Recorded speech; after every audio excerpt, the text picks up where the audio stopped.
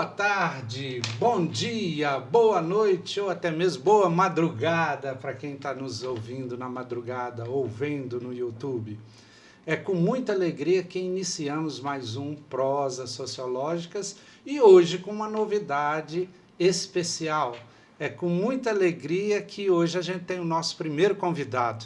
Né? Quem estava já enjoado da cara do José Geraldo, professor José Geraldo, hoje vai ter um novo rosto aqui para a gente conversar. Hoje nós contamos aqui no nosso estúdio com o professor Gilson Raslan. Querido Gilson, ele é jornalista. Eu queria que você apresentasse para os nossos telespectadores, falasse um pouquinho de você, de sua formação, né, da sua atuação. Sim, João, eu queria agradecer muito pela deferência, né, em me convidar, enfim, para a gente conversar sobre sociologia. Não é exatamente o meu diálogo mais profícuo, embora seja a matriz de todos nós, né? Inevitavelmente. Eu sou Gilson Raslan, eu sou professor da UENG, em Divinópolis, professor dos cursos de comunicação. A gente chegou a desenvolver aqui um mestrado muito interessante, quem sabe ele não retorna em um campo multidisciplinar, em desenvolvimento regional, e aí nós dialogaríamos muito com o GE, que eu sei disso, né? Que pensa que é uma agência de desenvolvimento. Eu tenho mestrado na literatura brasileira, na UFMG, e o meu doutorado é em ciências da comunicação, em uma área em cultura, onde eu atuo, né? A minha área de reflexão é cultura e desenvolvimento, teoria da cultura. O meu doutorado, que foi na Universidade de São Paulo, foi exatamente em ciências da comunicação voltado para a cultura. A minha tese foi algo que é estranho, aparentemente, mas é algo muito contemporâneo. Assim. Eu estudei comunicação e religião. Né? O meu interesse era nas formas religiosas da não-religião, né? Nas formas mitológicas do contemporâneo e de como existe uma forma mitológica que paira, inclusive, sobre as religiões. Né? É um Deus sobre Deus. Né? Enfim, o diálogo foi muito na filosofia, mas, obviamente, a matriz é sempre a compreensão do estado, né, de organização social. Né? Este sou eu. Muito bom, é uma alegria ter você aqui, Gilson, conosco. E um dos motivos que a gente convidou o Gilson para estar nos próximos programas com a gente é porque, eu não sei se os ouvintes nossos, né, os telespectadores sabem, morreu agora, dia 14 de março, 14 desse mês, um filósofo, um sociólogo, um pensador muito importante para nós todos, que é o Habermas, Jürgen. Falar alemão é meio difícil, mas...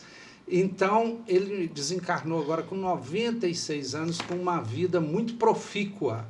Então, o objetivo dos próximos episódios, que nós vamos conversar com o professor Gilson Raslan, é sobre Habermas.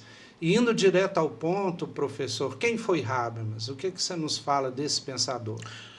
Habermas seguramente é um dos pensadores mais profícuos, seguramente, mas é um dos pensadores mais importantes do século XX. Né?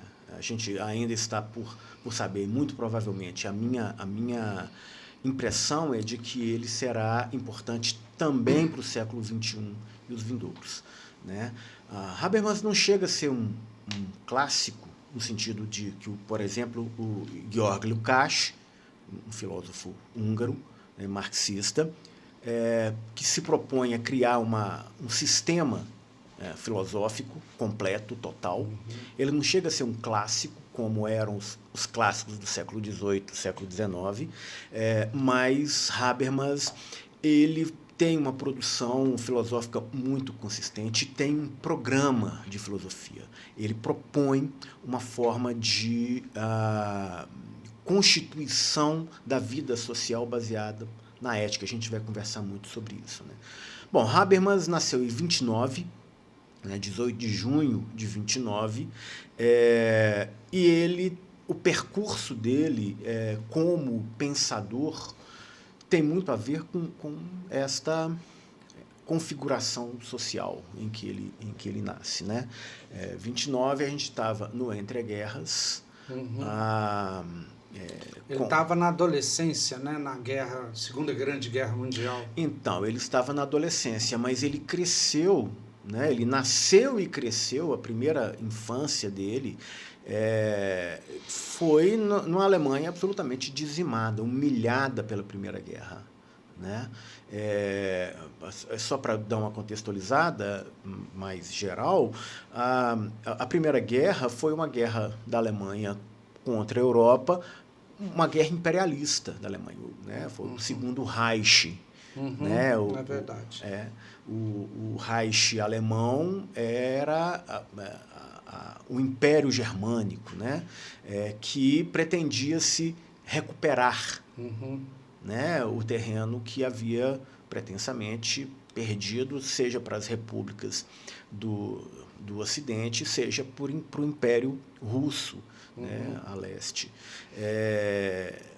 Bom, a Alemanha foi humilhada na Segunda Guerra, né? Na Primeira Guerra. E Habermas nasce exatamente nesse contexto de uma Alemanha completamente dizimada e com a ascensão do Partido Nazista. Né? É um partido que se propunha uma força mitológica, inclusive. Né? Ele, com uma comunicação, né, muito eficiente. Talvez seja o primeiro grande caso de exploração da comunicação, algo que a gente está vendo ser... É muito curioso que isso esteja acontecendo exatamente agora. Na verdade, ele vai se desintegrando, né? Você está se referindo a Trump? Eu estou me referindo ao fenômeno Trump, sim, né? O ícone da figura do Trump, sim. Ele tenta movimentar a força de comunicação presente no século XX, mas movimentada especialmente pelo Partido Nazista, né, na Alemanha, mas a gente está vivendo uma outra época, né, e uma época que, inclusive, foi alimentada pelo próprio fenômeno Trump. Né? A gente vai falar sobre isso posteriormente, a gente já está adiantando, mas é uma geral. Um dos ocasos, ou um dos fenômenos desse ocaso da comunicação, como a gente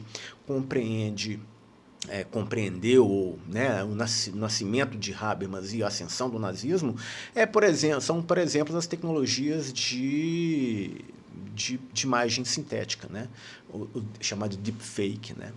As pessoas, a gente tem agora um dilema. Bom, se até agora a gente tinha certeza de que aquilo que a gente via era real, agora não é tem possível mais. Inteligência artificial não tem. Como é que a gente lida?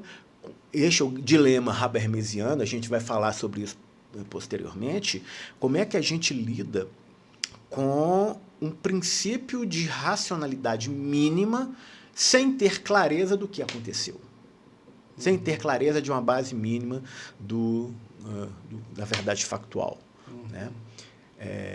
Nós vamos retomar isto, mas o Habermas nasce desta configuração, né, de uma terra absolutamente arrasada e humilhada, um povo humilhado, com essa exploração, com a ascensão do nazismo como uma força mitológica mesmo, que mobiliza ou tenta mobilizar, inclusive por meios de comunicação muito eficientes,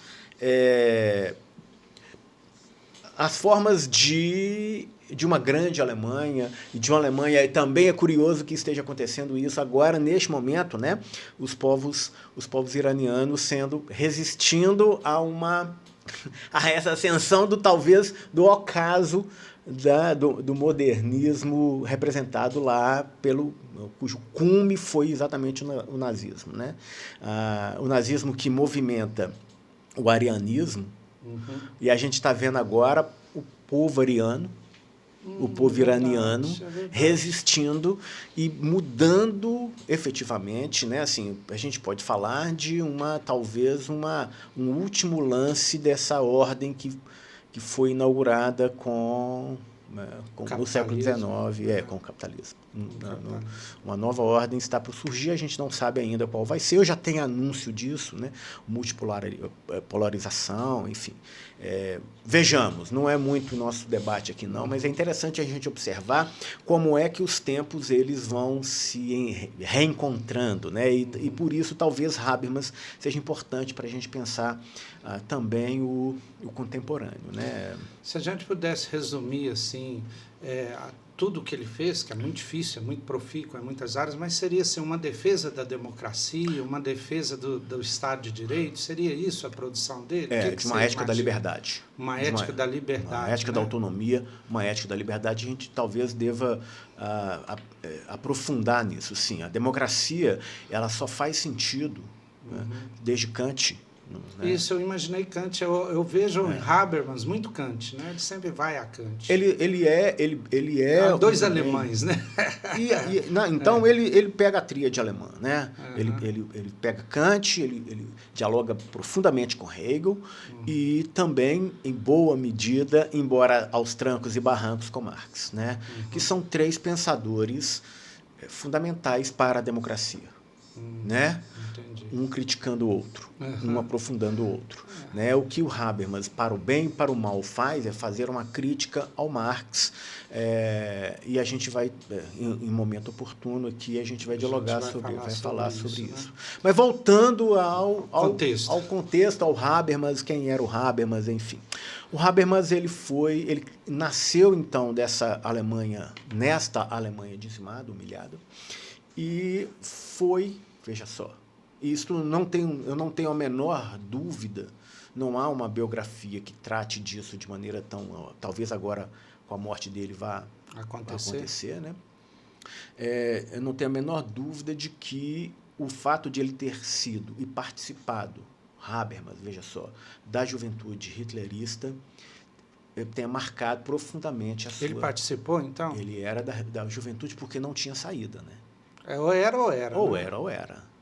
Né? Você tinha, imagina, um adolescente que estava uma em idade escolar. Sociedade totalmente dominada.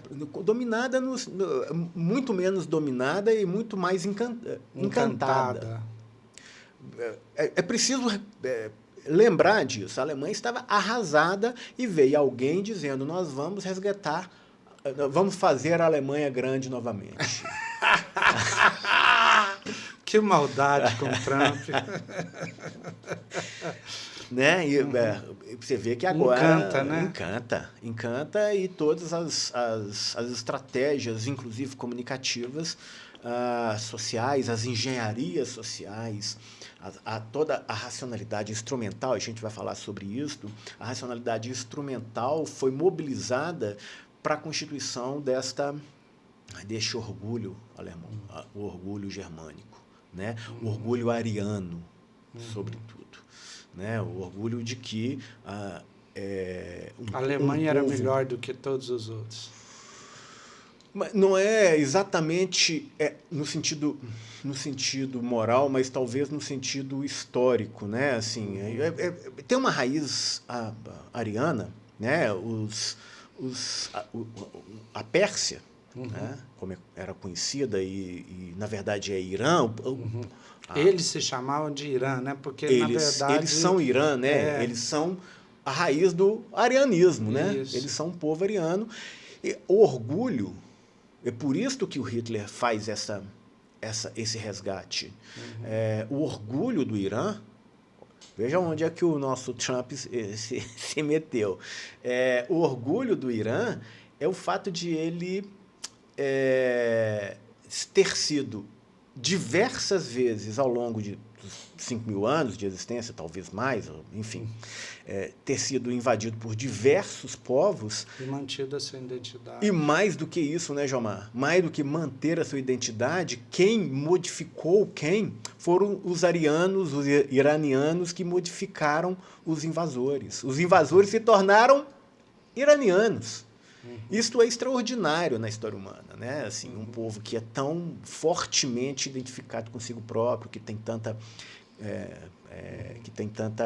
certeza da sua própria existência, dos seus próprios valores, dos seus próprios problemas, enfim, da sua autoafirmação como povo.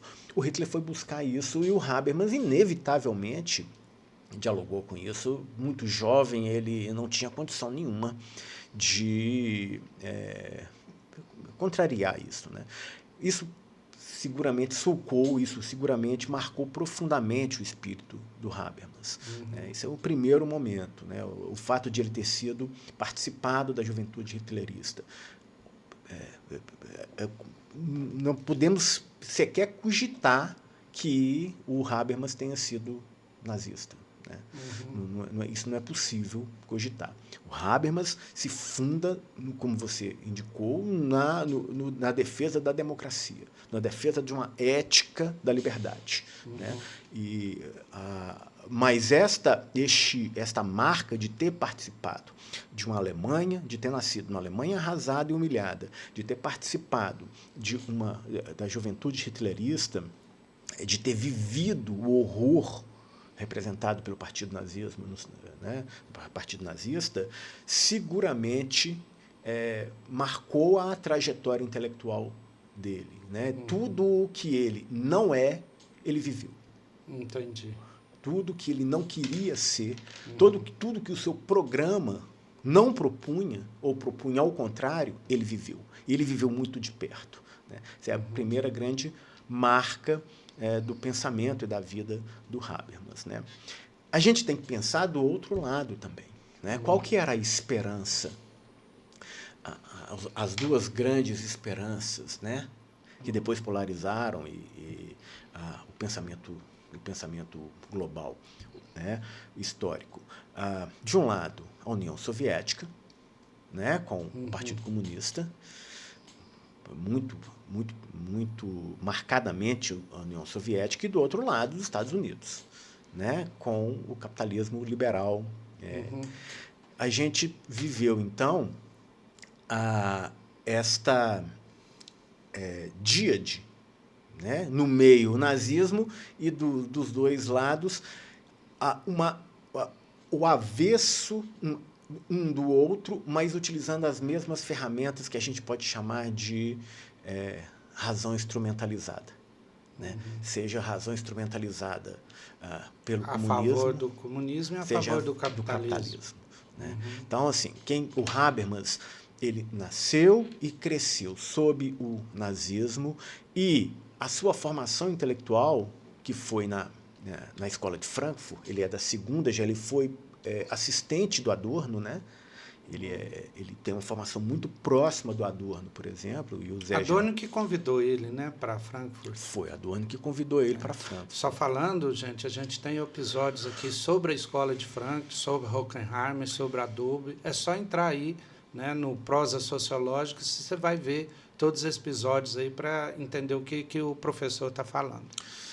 Então, o Habermas, ele é da segunda geração de Frankfurt, e a primeira geração de Frankfurt, ela tem uma posição muito marcada, porque, veja, estava na Alemanha, eram judeus, fugiram da Alemanha para os Estados Unidos e tiveram notícias muito, ainda que permeado por propaganda, tiveram notícias dos horrores que o nazismo, o Partido Comunista Soviético provocou, né? Em termos de perseguição, em termos de não democracia. Né? Em nome de uma pretensa construção democrática, construiu-se um horror não democrático. Né? Em nome de uma pretensa autonomia dos indivíduos, da liberdade real dos indivíduos, promoveu-se um horror de não liberdade. Né? Do outro lado, para onde a escola de Frankfurt, a primeira geração, foi, todos judeus, né?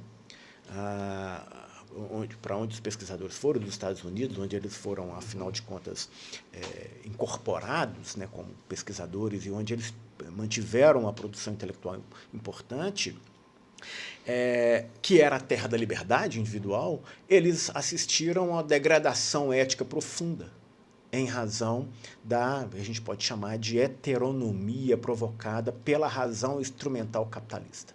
Então, veja, a escola de Frankfurt, que foi a alma mater do Habermas, construiu um programa em que a lógica instrumental, a racionalidade instrumental foi compreendida como a operacionalização do próprio mal, ou como uma impossibilitação da liberdade individual, da ética da liberdade. Né? Habermas era fruto disso. Habermas tinha tudo para, então, apontar o dedo e dizer: nós não temos saída. Como a escola de Frankfurt disse, nós não temos saída. Se o projeto é modernista, e a modernidade, a gente não pode negar, a modernidade foi completamente colonizada pela lógica instrumental, pela racionalidade instrumental. Vamos trabalhar com ela. Não tem outra forma de trabalhar. Então, o que nos resta é isto. O que nos resta é a dialética negativa. O que nos resta é fazer a crítica a esse sistema, para tentar salvar algum tipo de dignidade ética humana. Né? Professor, muito obrigado. Né? A gente já falou 20 minutos e só falamos na introdução. Então, infelizmente, nós vamos ter que interromper, mas voltaremos no próximo programa, né, no próximo episódio, continuando a falar de Habermas, e agora vamos aprofundar conhecendo algumas teorias dele. Tá? Nós agradecemos aos ouvintes que ficaram até aqui, agradecemos ao GEC, o Grupo Educação Ética e Cidadania, que é o patrocinador maior desse programa, e esperamos vocês na próxima semana.